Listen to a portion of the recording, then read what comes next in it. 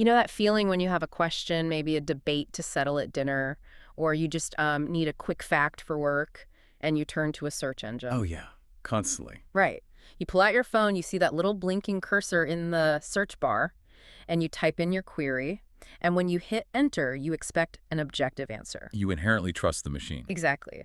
But what if that machine is actually hiding a deeply human bias? It is a really profound level of trust we place in that little white box. Yeah.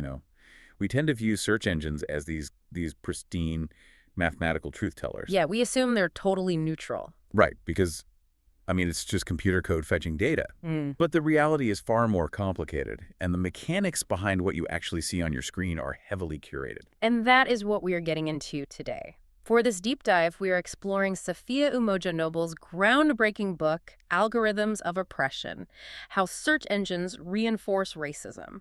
It's a fascinating read. It really is. Our mission today is to peel back the curtain on the digital tools you use every single day. We are going to explore how search engines are not public libraries at all. Not even close. Right. They are highly commercialized advertising platforms that, well, according to the source material, actively reinforce systemic racism, sexism, and what the author calls technological redlining. Which is a heavy term. It is. Okay, let's unpack this. Because before we get into the author's story, we should probably define what technological redlining actually means in this context. Yeah, so think back to the historical practice of redlining. That's where banks and insurance companies would literally draw red lines on maps to deny financial services or mortgages to specific neighborhoods. Usually marginalized communities. Exactly. So technological redlining is the digital equivalent. The author uses this term to describe how algorithms systematically deny visibility or equitable resources to specific demographics. So instead of being locked out of a mortgage, these groups are locked out of fair representation online. Right. They're locked out of the digital spaces that now define our reality, and they're often being funneled toward predatory or degrading content instead. Which brings us to a very specific moment of discovery for the author, because this investigation didn't start in some, sterile computer science lab. No, it started with a really personal experience. Yeah, in 2010 and 2011. And this experience completely shattered the myth of algorithmic neutrality for her. Noble was just looking for things to do online for her preteen stepdaughter and her nieces. Just normal, everyday stuff. Totally normal. Well, So she goes to Google and she types in the keywords Black girls. She's looking for resources, maybe some empowering content, games, or community sites. and the search engine returned something entirely different. The entire first page of Google was filled with hypersexualized pornographic results. Oh. Yeah, we're talking about sites with highly explicit names dominating the very top of the page. And just to be clear, she didn't include the word porn or sex or any explicit modifiers in her search, right? No, not at all. Just the two innocuous words, black girls. I mean, imagine walking into your local public library. You go up to the reference desk, you ask the librarian to recommend some books for a young black girl, and the librarian silently hands you a stack of hardcore pornography. We would be horrified. You would demand the librarian be fired. But when the search engine does it, society just sort of shrugs and accepts it as a weird glitch. How does the machine even make that leap? Well, the mechanism here is crucial to understand. The algorithm itself made the associative leap between a demographic identifier and pornography, because machine learning models are trained on historical data Okay. and user behavior. For years, the early internet was dominated by, well, early adopters, commercial pornographers, and specific cultural search patterns. So it's looking at what people previously clicked on. Exactly. The algorithm measures click-through rates. Yeah. If, historically, a large volume of users clicked on exploitative content when searching related terms, the machine blindly learns to associate that demographic with that content. So it essentially naturalized black women and girls as sexual objects within its mathematical model. Yes. The common defense from the tech industry is that algorithms are just math, and math can't have prejudice. Right, but what the source material points out is that algorithms are just math written by human beings. They carry the implicit blind spots in the worldviews of the people coding them. Exactly. The author actually presents the example of the Google James Damore Anti-Diversity Manifesto that circulated a few years ago. Oh, I remember that. Yeah, and we were just looking at how the source uses this, but she uses it as evidence to argue that the human creators of these tools hold their own ideological viewpoints. So when the engineering teams lack diversity, they simply do not anticipate or catch these associative leaps because they aren't looking for them. Right. The algorithms are not born in a vacuum. They are born in Silicon Valley. Let me play devil's advocate here, or at least ask what I'm sure a lot of people listening are thinking.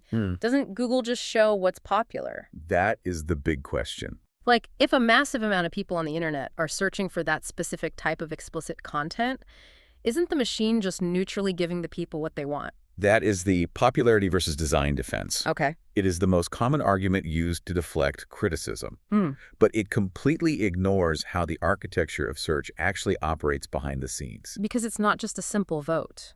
No, it is not a democratic vote where every click counts equally. What's fascinating here is to see why we have to look at the original concept for PageRank. That's the foundational algorithm developed by Google's founders, right? Larry Page and Sergey Brin. Yes, exactly. I was actually reading the notes on PageRank, and the original idea was surprisingly academic. Page and Brin wanted to treat hyperlinks on the web like academic citations. Right, coming from a university background. Yeah, in a university setting, if a lot of research papers cite your paper is deemed important and authoritative. So their logic was to apply that to the web. If a lot of websites link to your site moves up in the search rankings. Right, that is the foundation. And it sounds incredibly logical on the surface. It assumes that a link is a vote of confidence. But there's a massive flaw in treating the internet like an academic journal. Which is? Well, academic citations are peer-reviewed by human experts before they are published. People are meticulously checking for methodology, for truth, for accuracy. But web links aren't vetted for truth at all. Not even a little bit. Anyone can make a website and link to anything they want for any reason. Which is where the system becomes incredibly vulnerable. Yeah, the early internet directories, like the original Yahoo, were actually curated by human beings who manually categorized websites. Oh, right, I remember that. But today's automated algorithms rely on this citation method without the peer review. Because there is no human curation, the system becomes vulnerable to extreme commercial manipulation. And this brings us to AdWords and SEO, or search engine optimization. Exactly. Because if being at the top of the search page brings you clicks and clicks bring you money, then businesses are going to do whatever it takes to get to the top. Yeah, so you have a multi-billion-dollar SEO industry dedicated entirely to gaming this algorithm. People use keyword stuffing, they buy backlinks, they optimize their site structures. It fundamentally changes the game. It does. It's like comparing PageRank to a high school popularity contest, but instead of just voting, the wealthiest kids can legally buy the most votes to guarantee they win. That's a great way to put it. The system is no longer measuring organic popularity. It is measuring who has the resources to optimize their site and buy the right keywords. And we actually see this manipulation happen for political or ideological reasons too, don't we? Absolutely. The author details the phenomenon of Google bombing. Google bombing, how does that work? This is when groups of people coordinate to link a specific search term to an unrelated page just to force it to the top of the results. And the book mentions a fantastic example of this. Internet users aggressively linked the term miserable failure to the official White House biography of former President George W. Bush. Right. Every time someone searched miserable failure, the algorithm served up the president's page. Wow. And that proves that the algorithm can be, and regularly is, manipulated by human behavior, whether it's for a joke or politics or profit. But it gets much darker than a political prank. Yeah. The author discusses what happened when users searched for the word Jew. For a long time, the top results were heavily populated by anti-Semitic and Holocaust denial websites. And Google's defense in that case was to put the onus back on the user.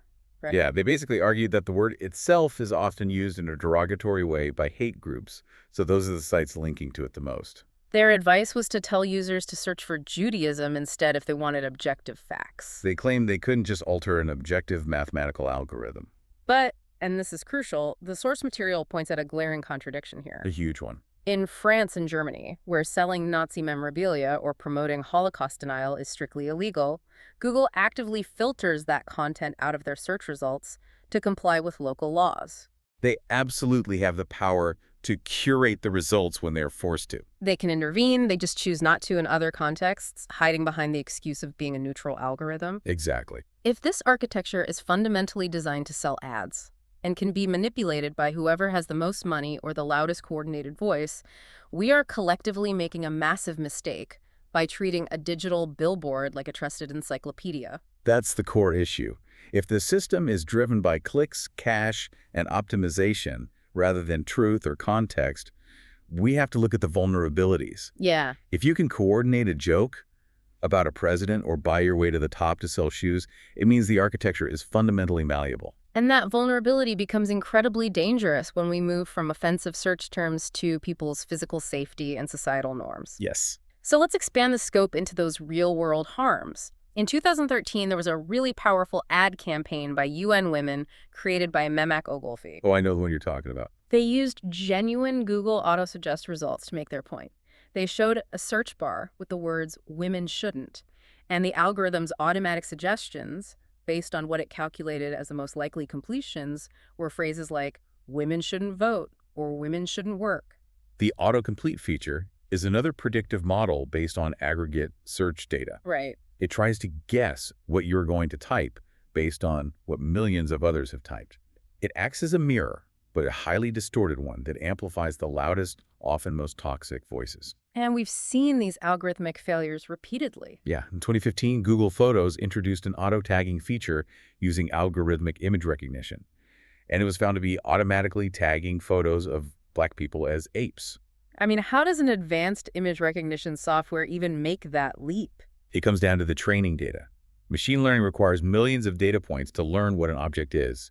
If the engineers building the model primarily feed it photos of white faces to train the facial recognition, the machine simply doesn't know how to accurately process faces with darker skin tones. So it tries to force a match based on its limited, biased training data. Exactly, leading to horrific misclassifications.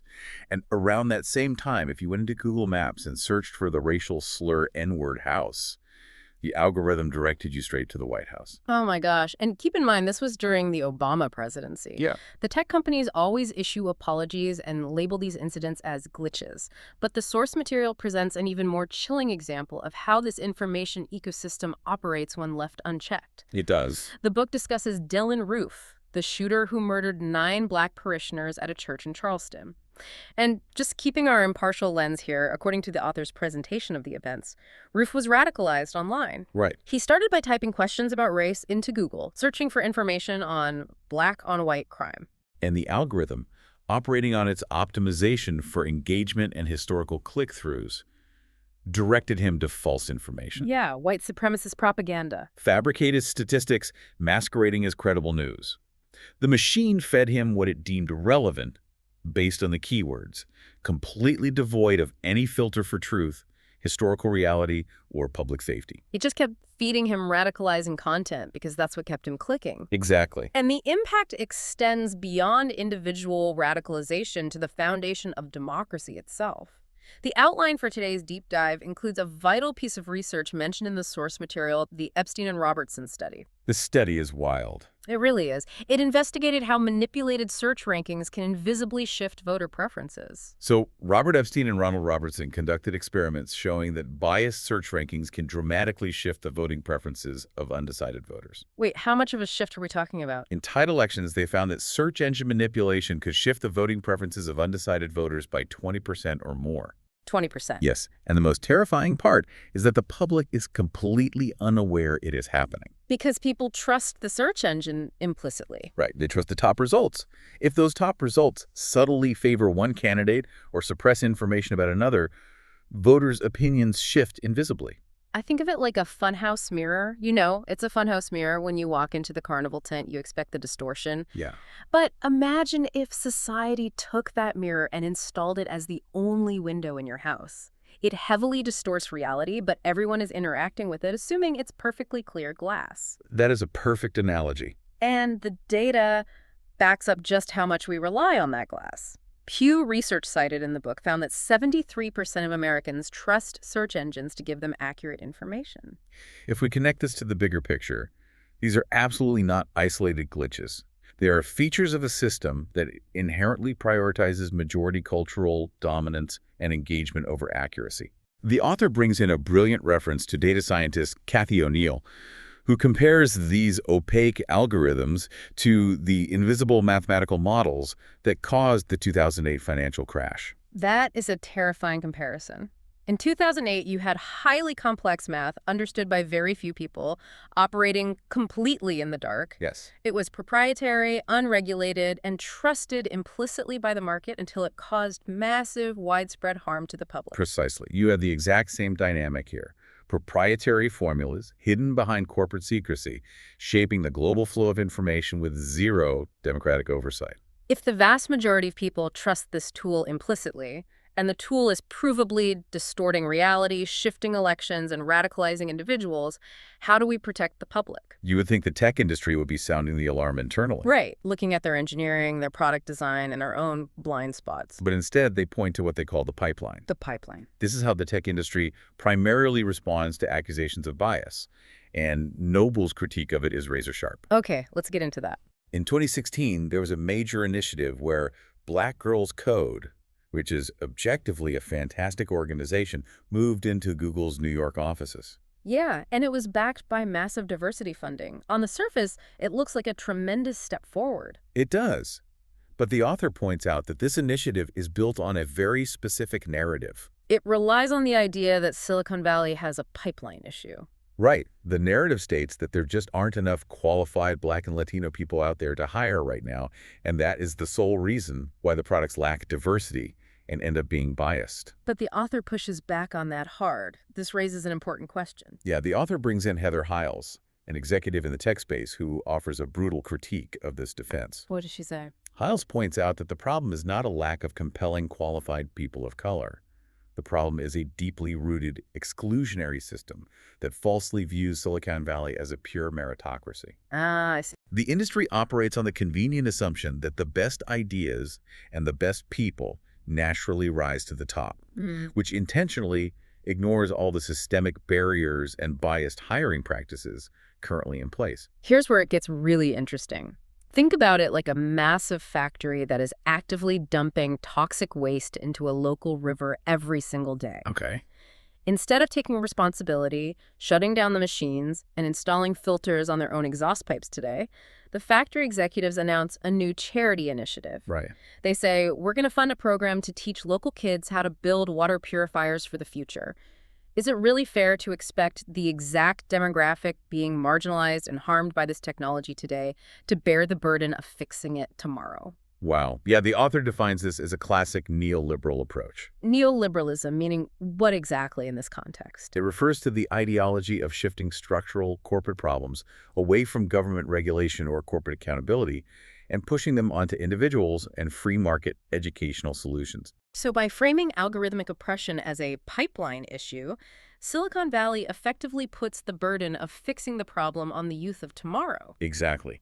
It completely absolves today's executives, today's project managers, and today's software engineers of any responsibility for their current discriminatory practices and their biased product designs. It is a massive deflection. It is. It says, we can't fix the algorithm now. We have to wait for these middle schoolers to grow up, get degrees, and get hired by us. And it leaves the users dealing with the fallout of a toxic information river right now. To synthesize Noble's work, the central takeaway is that we have to fundamentally change our relationship with these tools. Search engines are not neutral arbiters of truth. No. They are profit-driven algorithms that reflect the biases of their creators, the financial power of advertisers, and the systemic inequalities of society at large. But you, the listener, have agency in this dynamic. You do. You have the ability to critically question that first page of results. You don't have to accept the funhouse mirror as objective reality. That realization alone is powerful. But it leads to one final thought I want to leave you with today. It's something the source material touches on, and the implications of it are staggering. Where are we going with this? Well, Alphabet, which is Google's parent company, isn't just a search engine company anymore. They are heavily expanding into the physical world. Oh, right. They are investing in drone technology, military-grade robotics, and behavioral surveillance networks like Nest and Google Glass. The jump from digital curation to physical interaction. Exactly. Think about everything we just unpacked today. If Silicon Valley can't even design a basic text search for the words Black girls without it resulting in algorithmic oppression, technological redlining, and hypersexualization, Right. what happens when these exact same unexamined black-boxed algorithms are deployed into automated weapon systems? or military drones, or the AI powering the physical infrastructure of our smart cities. We are moving from algorithms that passively decide what information you see on a screen to algorithms that actively decide life, death, and human rights in the physical world. Yeah. If these systems are already deciding what is true, who will hold the artificial intelligentsia accountable when they start deciding who is safe? It all comes back to that blinking cursor. Yeah. The next time you type a question into that little white box, remember the architecture you are actually interacting with. It's not just a quick fact. No, you might just be looking for a quick fact, but you are engaging with a machine that is hiding a deeply human bias. Thanks for taking this deep dive with us.